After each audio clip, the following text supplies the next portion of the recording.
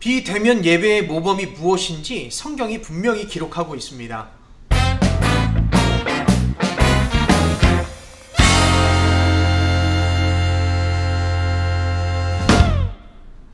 많은 전문가들이 코로나19 이전의 시대로 돌아가는 것은 힘들다고 그렇게 이야기를 하고 있습니다.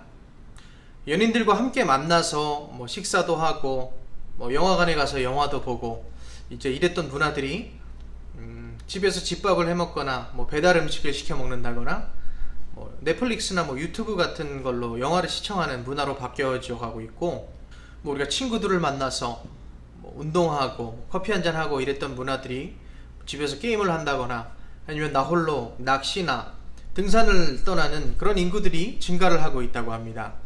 교회 역시도 어떤 모이는 대면 예배보다는 그런 비대면 예배로 나아가는 추세 속에 있습니다. 그렇습니다. 코로나19는 잠시 왔다 가는 어떤 질병이 아니라 우리의 삶을 바꾼, 현실을 바꾼 일종의 그런 사건이라고 우리가 해석할 수가 있겠습니다. 우리 인간은 어떤 문명의 발전 속에서 지구의 위기에 대해서 많이 이야기를 해왔습니다. 이 코로나 바이러스에 대해서 어떤 사람은 우한의 바이러스 연구소에서 유출이 된 것이다, 이런 주장을 하는 사람도 있고, 보편적인 주장으로는 박쥐로부터 우리에게 옮겨온 것이다 라는 주장이 가장 보편적이죠. 원인이 어찌 되었든 간에 우리가 결과만을 놓고 따져본다면은 이 코로나가 지구가 자기 자신을 지키기 위한 백신의 역할을 하고 있는 것을 볼 수가 있습니다. 동물들이 삶의 터전을 다시 찾아가고 있고 돌아오고 있으며, 미세먼지나 이런 것들도 사라져가고 있는 그러한 형국을 우리가 볼 수가 있습니다. 많은 사람들이 죽었고 아직도 많은 사람들이 감염의 위협에서 고통받고 있습니다. 저희 아들이 이제 2살밖에 되지가 않았습니다. 근데 제가 만약에 어딜 나가려고 할 때면은 마스크를 가리키면서 투정을 부립니다. 자기도 데려가라고 말이죠. 이렇게 어린 아이마저도 어딜 나가려면 마스크를 써야 한다는 것을 인식하고 있는 것이죠. 참으로 가슴 아픈 일이 아닐 수가 없습니다. 코로나 시국에 주일 예배를 강행해야 하느냐, 비대면으로 해야 하느냐, 여기에 대해서도 교회들이 각각의 의견들을 내고 있고, 여기서 또 교회끼리도 싸우는 모습들을 우리가 볼 수가 있습니다. 어떤 목사들은 이 코로나에 대해서 하나님의 계획 아래 내려진 심판이다, 우리에게 내려진 벌이다, 회개해야 된다, 이렇게 말하는 목사님들도 있습니다만, 우리는 이러한 해석을 조심할 필요가 있습니다. 이것은 지금 사태 해결에 아무런 도움이 되지 않기 때문입니다. 이것이 하나님의 심판일까요? 그것보다는 오히려 이것은 인간이 만들어낸 결과물이라고 하는 것이 더 적합할 것입니다. 우리는 이러한 시기에 그저 함께 애통하고 더욱더 기도해야 할 그럴 시기라고 저는 생각합니다. 이런 위기의 시기에 자신을 돌아보고 성찰할 수 있어야 합니다. 교회에 참 이겨내기 어려운 그런 비난들이 쏟아지고 있습니다. 조금만 지나면 괜찮아지겠지 라고 한 것이 어느덧 이렇게 시간이 많이 흘렀습니다.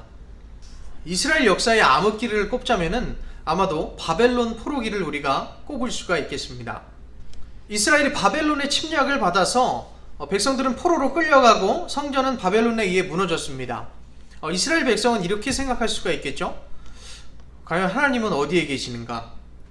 비록 성전은 무너졌지만 하나님은 성전에만 계신 것이 아니라 언제 어느 곳에든 삶의 자리에 우리와 함께 하십니다.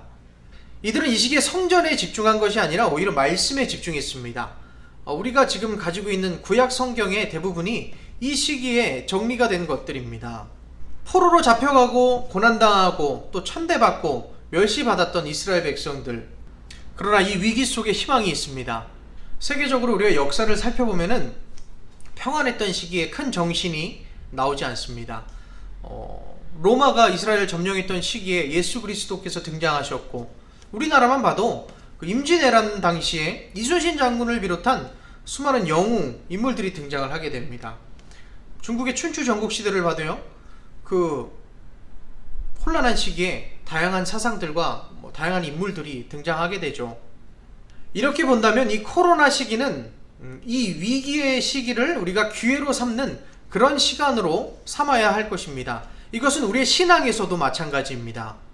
오늘날을 살아가는 성도들에게 온라인 예배와 현장 예배라는 두 가지 선택지가 주어져 있는 것 같습니다. 그러나 우리가 이것을 한 가지로 선택해야 된다라고 우리가 생각할 필요는 없을 것 같습니다.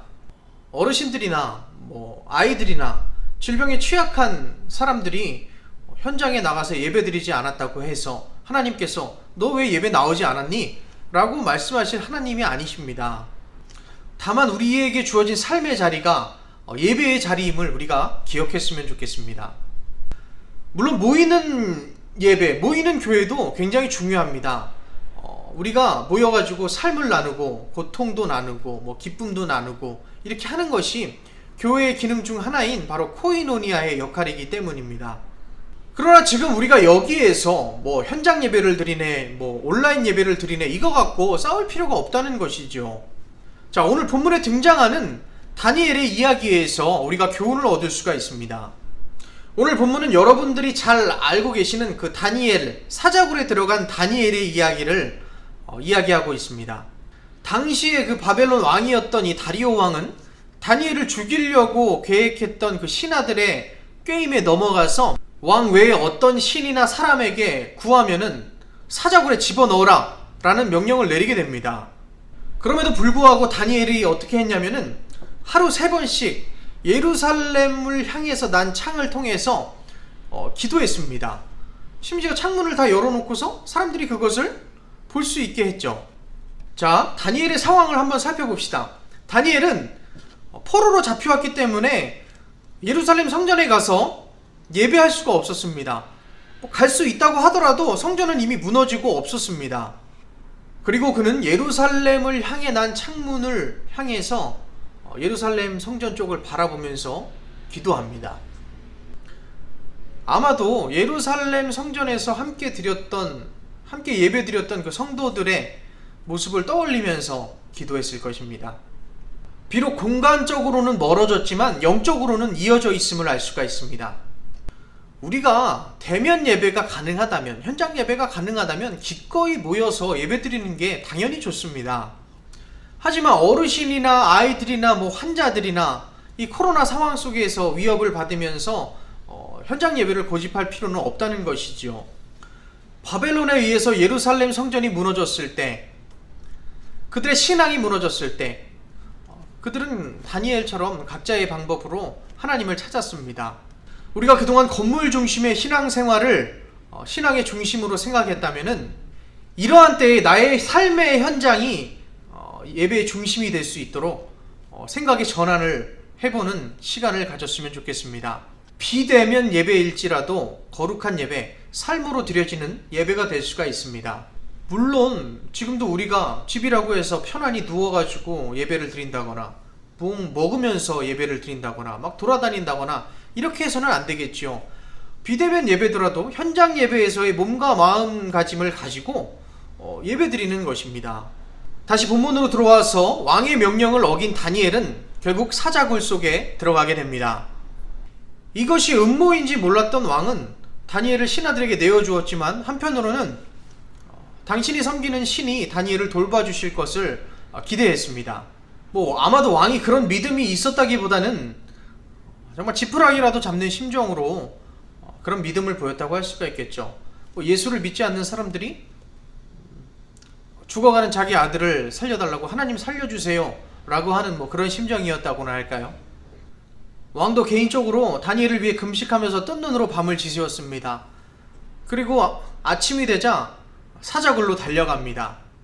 살아계신 하나님의 종 다니엘아, 살아계신 하나님의 종 다니엘아 라고 왕이 이야기를 하는데요, 이방 사람의 왕이었던 다리오 왕의 입에서 이러한 고백이 나온 것입니다.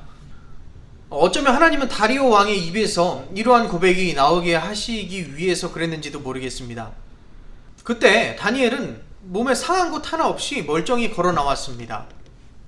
왕은 너무 반가웠겠지만 그를 모함했던 간신들은 놀라 자빠졌겠죠. 상황은 반전되었고 다니엘을 모함했던 신하들은 사자굴에 던져졌고 다니엘은 영광을 얻었습니다. 다니엘은 사자밥이 될지언정 하나님께 예배를 드렸고 포로의 신분이었기 때문에 성전에 갈 수도 없었고 성전은 이미 무너지고 없었습니다. 그러나 예루살렘 성전 방향을 향해서 기도했습니다. 비대면 예배의 모범이 무엇인지 성경이 분명히 기록하고 있습니다. 오늘날 우리가 다니엘과 같은 상황에 처해 있습니다. 코로나라는 이 사자밥과도 같은 위협 속에, 그리고 예배 드린다고 비난하는 사람들의 위협 속에 살아가고 있습니다. 하나님은 다니엘의 기도를 들으셨고 분명히 그를 지켜주셨습니다. 26, 27절에 보면은 다리오 왕은 결국에 하나님이 참된 신임을 깨닫고 백성들에게 하나님을 섬기라 라는 명령을 내리게 됩니다. 사랑하는 성도 여러분, 다니엘의 이 이야기는 우리가 예배할 수 없는 상황 속에서 예배 드릴 수 있는 그 지혜와 믿음, 그리고 하나님의 보호하심을 깨닫게 합니다. 하나님은 창조의 섭리 속에서 분명히 그가 계획하시는, 운영하시는 방법들이 있습니다. 이럴 때일수록 우리가 어떻게 사는 것이 하나님의 마음에 합한 일인지 깨닫고 돌아보는 시간을 가져보시기를 바랍니다. 그동안 우리는 하나님을 믿는다고 하면서 말로는 그렇게 이야기했지만 자신의 욕망과 욕심을 믿고 살았는지 모르겠습니다. 이러한 인간의 욕심과 욕망이 지금의 이러한 시대를 자초했는지도 모르죠. 다니엘이 보여줬던 그 믿음처럼 우리가 예배를 드리지 못하게 한다고 분노할 것이 아니라, 또 불평할 것이 아니라 각자의 자리에서 예배에 참여하고 기도할 수 있는 저와 여러분들이 되었으면 좋겠습니다. 얼마나 좋은 시대입니까? 온라인으로 예배 드릴 수 있고 기도할 수 있고 같이 찬양할 수 있는 그러한 시대입니다. 코로나 시대를 살아가는 그리스도인들의 믿음을 우리가 다니엘을 통해서 배웁니다. 하나님은 분명 우리에게 이 삶을 극복할 수 있는 힘을 주실 것이며, 사자굴과도 같은 코로나의 위협 속에서, 세상의 비난 속에서 여러분들을 지켜주실 것입니다. 반드시 보호해 주실 것입니다.